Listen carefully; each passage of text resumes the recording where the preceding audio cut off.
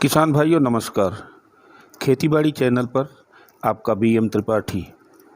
अप्रैल के महीने तक लगभग सभी रबी फसलें कट जाती हैं। किसान भी प्रबंधन करके मंडी पहुंचाने लगते हैं।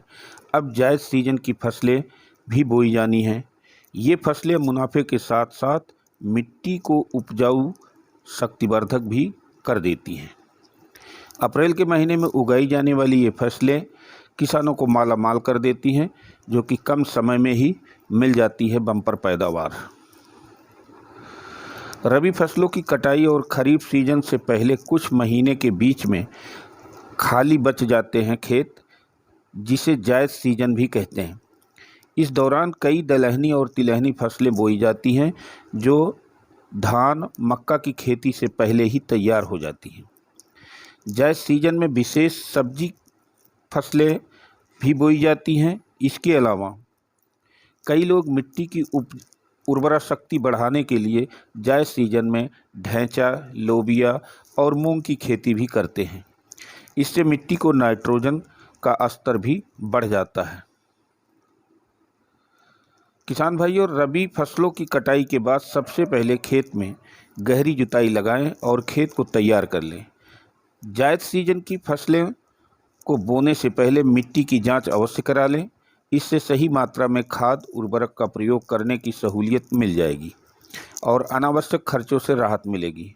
हर फसल सीजन के बाद मिट्टी की जांच करवाने से इसकी कमियों का भी पता लग जाता है, जिन्हें समय रहते ठीक किया जा सकता है। यह समय साठी मक्का और बेबी कॉर्न की खेती के लिए बहुत ही अनुकूल है। दोनों ही फसलें 60 से 70 दिन में पककर तैयार हो जाती हैं। फिर कटाई के बाद आसानी से धान की बिजाई का भी काम किया जा सकता है।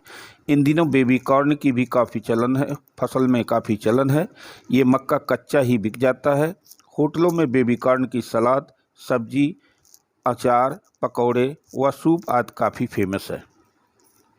अप्रैल के महीने में किसान सब्जी फसलों की खेती भी कर सकते हैं। यह समय लौकी, भिंडी, करेला, तुरई, बैगन की खेती के लिए अनुकूल है। मौसम की मार से जायद सीजन की फसलों को बचाने के लिए किसान पॉली हाउस, ग्रीन हाउस या लो टनल का इंतजाम कर लें। इन संरक्षित ढांचों की स्थापना के लिए राज्य सरकारें किसानों को सब्सिडी भी मुहैया करवाती हैं। अप्रैल का महीना उड़द की खेती के लिए अनुकूल रहता है। हालांकि जलभराव वाले इलाकों में इसकी बुआई करने से बचना चाहिए।